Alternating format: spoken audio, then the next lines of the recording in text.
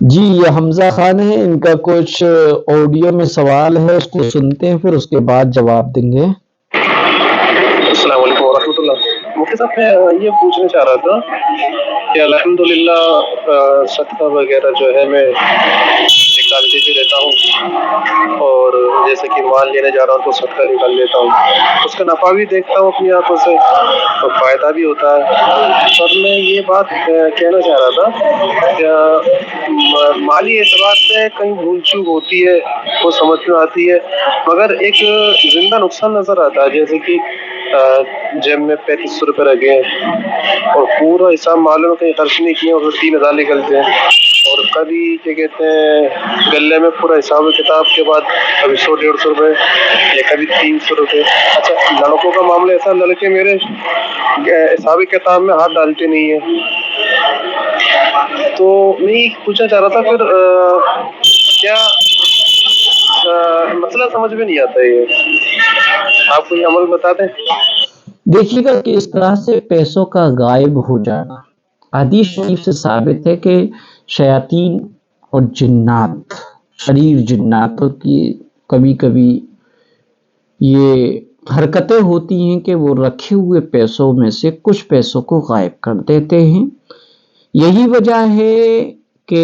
حدیث شریف میں پیارے آقا حضرت محمد صلی اللہ علیہ وسلم نے کسی صحابی کو، غالباً حضرت ابو ہریرہ تھے، ان کو غلے کی حفاظت کی ذمہ داری دے کر ان کو اس پہ مامور کر دیا، اور وہ حفاظت کر رہے تھے غلے کی۔ بیت المال کا غلہ تھا، لیکن ایک شخص انسانی شکل میں آیا اور ذرا کمر جھکا ہوا تھا اور کندھے پر بورا ٹنگا ہوا تھا، اس نے آ کے غلہ بھرنا شروع کیا اور پھر وہ چل دیا۔ حضرت ابو ہریرہ نے اس کو دیکھا اور پکڑ لیا اور کہا تو بدماش، تو چوری کر رہا ہے، تجھے اللہ کے رسول کے پاس لے جاؤں گا۔ وہ جو ہے دوبارہ اس نے بہت معافی تلافی کی اور دوبارہ نہ آنے کی قسم کھائی، اور یہ کہا کہ میں بہت مجبور ہوں، بے بس ہوں اور بہت ضرورت مند ہوں، اس لیے اس عمل کو میں نے کیا۔ لیکن دوسرے دن پھر وہ آیا اور اس نے پھر وہی حرکت کری، تیسرے دن بھی وہی حرکت کری، اور ادھر اللہ کے رسول صلی اللہ علیہ وسلم ان سے پوچھتے رہے، صحابی رسول سے کیا معاملہ ہے۔ بہرحال تیسری دفعہ میں صحابی نے یہ تہیہ کر لیا کہ میں اس شخص کو، اس چور کو اللہ کے رسول کے پاس لے جا کر ہی مانوں گا۔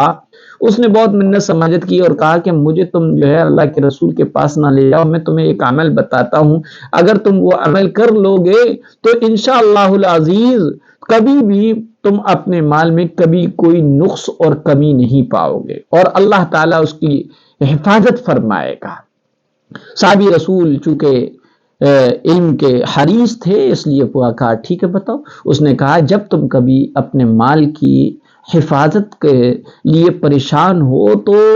اپنے مالوں کی حفاظت آیت الکرسی پڑھ کے کیا کرو، کیونکہ جس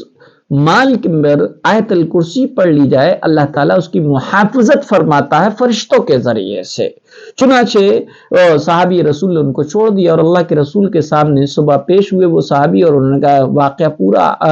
ذکر کیا تو اللہ کے رسول نے فرمایا وہ جھوٹا تھا، لیکن جو بات کہی ہے وہ بالکل سچ کہی ہے۔ تو کبھی کبھی ایسا ہوتا ہے رکھے ہوئے پیسے نکل جاتے، 100 500 1000 روپے کی کمی ہو جاتی ہے، اور اس کے باوجود کہ کسی نے چھوا بھی نہیں ہے اس کے، اور پھر بھی پیسے غائب ہو جاتے ہیں۔ تو عموماً جو ہے شرارت کرنے والے جو جنات ہوتے ہیں، شیاطین ہوتے ہیں، ان کی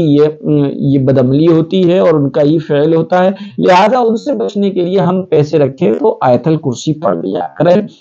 یا پھر کم سے کم فی امان اللہ پڑھ لیا کریں۔ انشاءاللہ العظیم آپ کے آیت الکرسی کے پڑھ لینے یا فی امان اللہ کے کہہ لینے کی وجہ سے اللہ تعالیٰ اس میں